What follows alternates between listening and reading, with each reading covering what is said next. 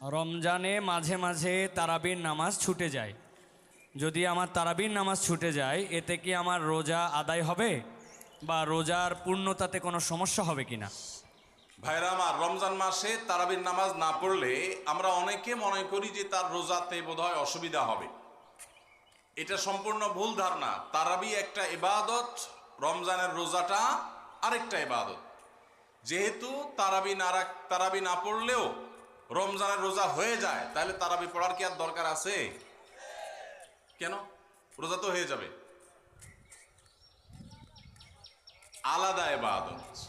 রোজা রাখা একটা ইবাদত, তারাবি পড়াটা আরেকটা ইবাদত। নবী করিম সাল্লাল্লাহু আলাইহি সাল্লাম একই হাদিসে দুটি কথা বলেছেন, মান কামা রমাদানা ঈমানান ওয়া ইহতিসাবান গুফিরা লাহু মা তাকাদ্দামা মিন যামবি। একই হাদিসে বলেছেন, মান সামা রমাদানা ঈমানান ওয়া ইহতিসাবান গুফিরা লাহু মা তাকাদ্দামা মিন যামবি।